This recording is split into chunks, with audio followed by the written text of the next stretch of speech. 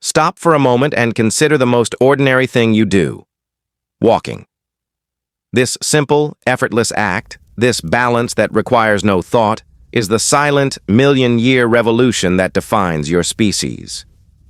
We often credit the massive brain, or the opposable thumb, as the marker of human intelligence.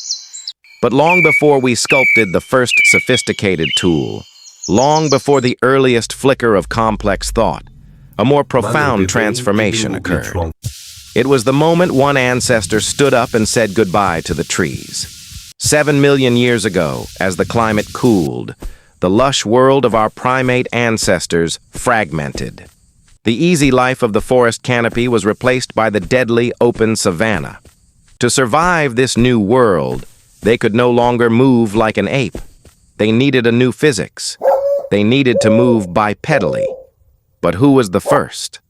For decades, the entire foundation of our evolutionary tree was a ghost story, until 1974, when a discovery in a parched desert ravine provided 40% of the answer. A tiny, fragile skeleton named Lucy would not only rewrite the past, she would define the future. The year is 1974. The location, Hadar, deep in the Rift Valley of Ethiopia. It is a remote and unforgiving site, a cemetery of ancient life.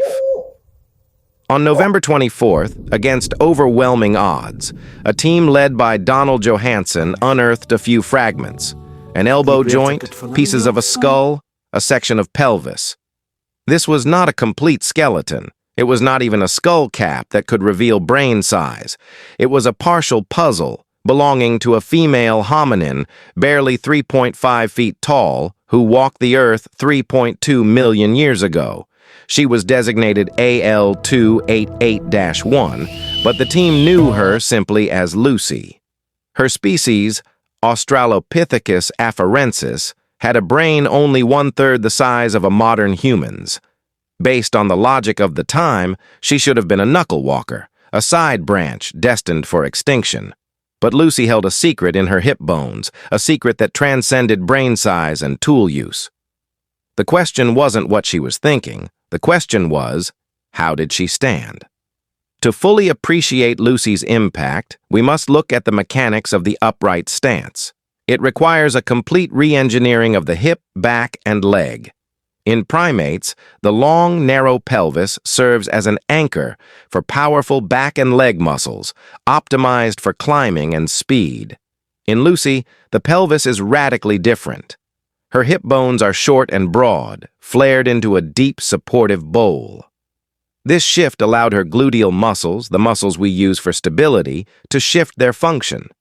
Instead of propelling her forward, they now work sideways, keeping her from pitching over with every single step. Furthermore, her femur or thigh bone was angled sharply inward from the hip to the knee. This is called the valgus angle.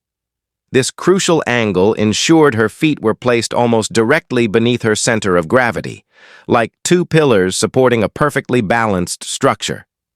The combined evidence was irrefutable. Lucy did not shuffle. She did not waddle. She walked with a confident, efficient stride that was the architectural precursor to every step taken by modern humanity. If Lucy was the blueprint, the 3.6 million-year-old Litoli footprints were the proof. Frozen forever in volcanic ash in Tanzania, these tracks record a brief journey by 3A afarensis individuals. The prints are unmistakable. They show a clear heel strike, a firm arch, and critically, a non-divergent big toe. This toe, placed in alignment with the others, confirms they pushed off the ground just as you and I do today.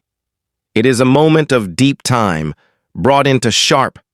Bipedalism was more than an anatomical quirk. It was an evolutionary triumph. The height gave our ancestors a crucial early warning system, allowing them to survey the tall grasses for predators. It was an adaptation for thermoregulation, drastically reducing the amount of skin exposed to the lethal African sun. But the greatest advantage was the freedom of the hands. For the first time, our ancestors could transport goods, water to a thirsty family, fruit back to a home base, or, eventually, the unshaped stones that would become the first tools.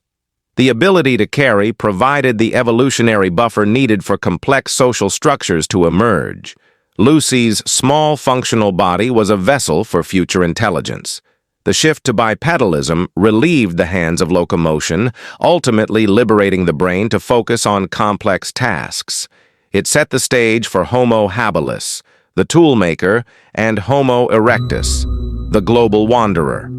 Lucy is not our direct grandmother, but she is the profound architectural precedent for every subsequent hominin species.